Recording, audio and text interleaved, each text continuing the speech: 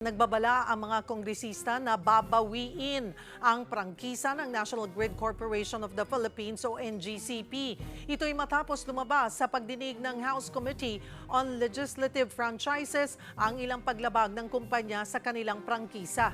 Kasama rin daw sa tututukan ang umano'y hindi patas na charges ng NGCP sa mga consumer para sa mga hindi natapos na proyekto. Para sagutin yan, makakausap natin si NGCP spokesperson, Attorney Cynthia Alabanza. Magandang tanghali po sa inyo, Attorney. Ay, naka-mute po kayo. Sorry. Ayun. Good afternoon, Cheryl. Apo, salamat po sa oras. Attorney, partikular na kinwestiyon nga po ng mga mambabatas yung ipinasang charges ng NGCP ng unfinished capital expenditure projects sa consumers. Magkano po ang ibinabayad ng consumer para rito at ano po ang paliwanag ninyo on this para mas maintindihan po namin? Okay, ang NGCP kasi ang aming, charges, hindi yan 1:1 'no. Nakabulto yan sa maraming-maraming proyekto na dapat na ilalatatag na namin kada 5 taon. Unfortunately, hindi nagawa yan ng Energy Regulatory Commission mula 2016 hanggang ngayon, hindi kami nakapaglatag ng aming mga proyekto.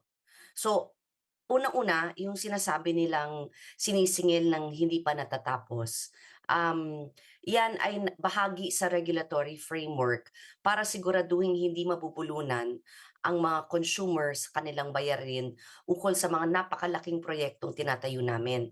At katulad lang yan ng pagpapatayo ng bahay, no? Meron tayong tinatawag na progressive billing. Ibig sabihin nun, yung contractor na kukunin natin, hindi natin siya babayaran sa dulo ng proyekto, ng bultuhan.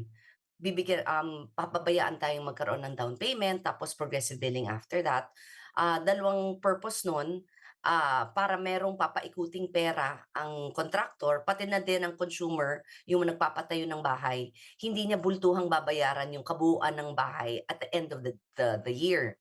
Katulad na lang sa NGCP, ang aming mga proyekto ay bilyon ang halaga. So pag-aantayin mo yung pagtapos ng proyekto bago mo umpisahang, i-charge yung consumers diyan, baka biglang mabulunan.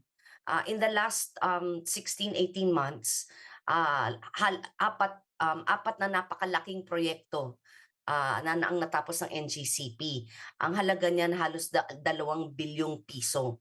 Kung sabay-sabay yang isasama sa charges ng NGCP, baka biglang pumalo ang presyo ng transmission. So ang regulatory framework na in place nung panahong ng Transco pa, ng nasa gobyerno pa, na minana lang ng NGCP, ay pinapayagan ng Transco na maningil bago pa niya matapos yung proyekto para hindi mabulunan ng consumer. Para saan po ba yung proyektong ito at kailan inaasahang matatapos at mapapakinabangan po? Cheryl, hindi 'to isang proyekto, ongoing project 'to. Hmm. We have more than 100 projects 'no, na natapos at merong mga 100 projects that are in the pipeline. So ano 'yan, hindi 'yan iisang proyekto na inaantay nating matapos. Maraming-maraming proyekto 'yan kasi kailangang patuloy ang pagpapalawig ng NGCP ng transmission system para, maging handa siya tanggapin ang paglaki ng, gamit ng kuryente at yung pagpasok ng mga bagong power plants na, na magtatayo 'no, na itatayo. So hindi 'to iisang proyekto na I think 'no, may misconception dito na hindi natapos pero sinisingil, hindi. Meron yang schedule na nagkaroon ng delay, merong regulatory delay, merong delay sa permitting ng gobyerno, merong delay dun sa pagbigay ng, approval at, ng Energy Regulatory Commission, meron ding delay sa korte at delay sa pagkuha ng right of way.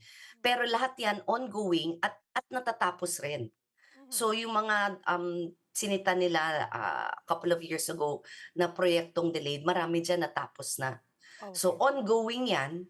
Ang tanong na lang, gusto ba nating bultuhan ng bayaran para mabulunan ng consumer or ipagpatuloy yung minana ng NGCP na regulatory framework from Transco na utay-utay muna ang bayad para hindi mabulunan ang Mhm. consumer sa katapusan ng proyekto at pag natapos 'tong mga daang bilyong halaga ng proyekto. Mhm.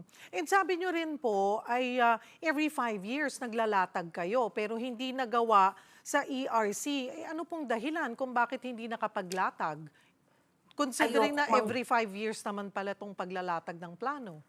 Correct. Ayoko kasing manghula kung anong naging dahilan ba't di nila nagawa yan.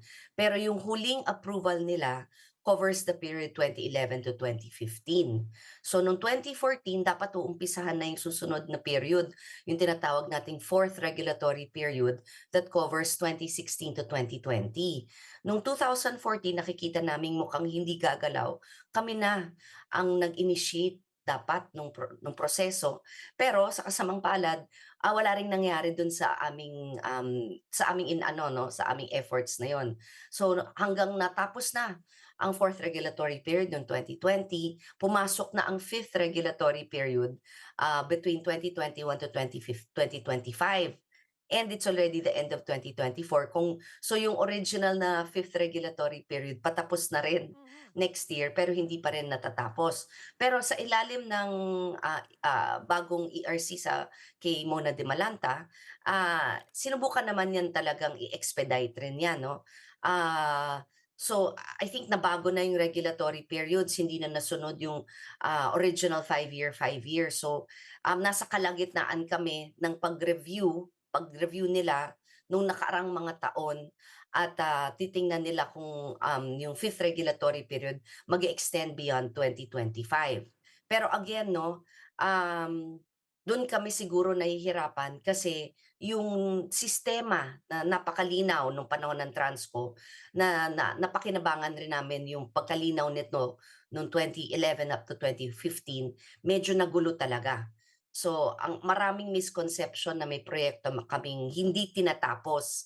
May delay, pero natatapos rin 'yan eventually kasi, wala rin kaming magiging kita kung hindi kami magtatayo.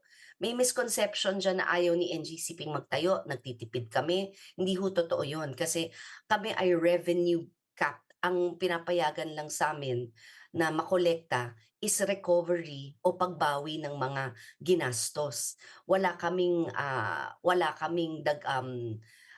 opportunity na mag-overcharge. Kasi yung ginastos lang namin ang pinapahintulutang makolekta at a little bit of, recovery, may konting kita pero yung kita na yon dictated ng ERC.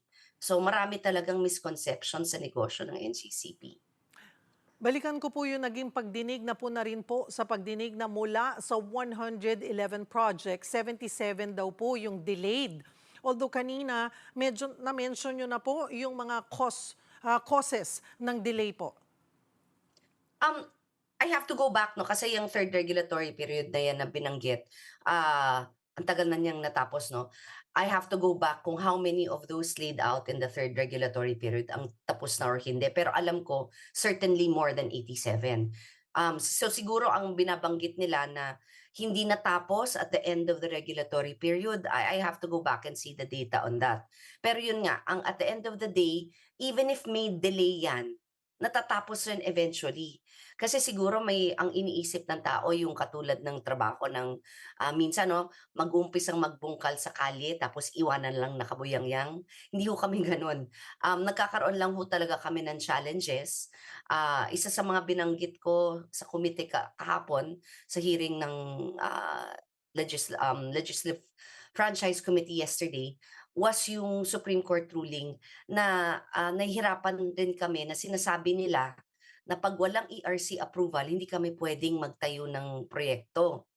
Pero, ang problema natin dito ang dami naming mga proyektong nakasalang sa ERC na wala pang, approval. In the last year naghabol sila, 14 ang kanilang inaprubahan. Kaso lang 'no, minsan magtataka ka rin kasi yung remaining time para tapusin yung proyekto pagkatapos ng mahabang panahon, taon ang inaantay namin sa approval, bibigyan ka lang na napakaliit na panahon para tapusin. Isa diyan, yung proyekto namin sa Lagindingan in Mindanao. 2 buwan lang ang binigay sa amin ng ERC para tapusin. Mhm. So, parang kailangan rin nating kumbaga i-rationalize. 'Yan yung ibig ko sabihin kahapon nung sinabi ko sa komite na kailangan nating i-rationalize at i-align ang mga timelines. Kasi kailangan rin ng NGCP ng makatarungang panahon para tapusin itong mga napakalaking proyekto. Nagkaroon din daw po ng paglabag ang NGCP attorney dito sa Section 8 ng Republic Act 9511 kung saan dapat ialok sa publiko ang yung at least po 20% shares ng outstanding capital stock.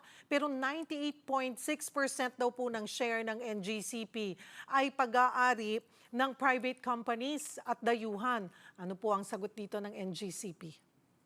Yung sinasabi nila kasi nasa batas 'yan, nasa prangkisa ng NGCP na ipinasaan ng, both houses of Congress, so Senate and Congress. Sila yung nagsaad kung ano ang requirement namin for yung sa tinatawag nilang share dispersal o yung pag-aalok sa publiko ng shares ng NGCP. Dalawang option ang binigay sa NGCP para, tugunan 'tong requirement na 'to. Yung isa, direct, IPO, meaning shares mismo ng NGCP ang i-offer sa stock market o meron indirect shareholdings equivalent to 30%. Nag-opt ang NGCP dun sa second, way. At once inoffer mo 'yan sa publiko, hindi na kontrolado ng NGCP kung sino ang bibili. Kasi nga, it's a public offering. So again 'no, sinubukan kong ipaliwanag sa mga, mambabatas natin kahapon na yung path o yung option na tinake ng NGCP nasa batas rin na pinasa rin ng Kongreso at ng Senado.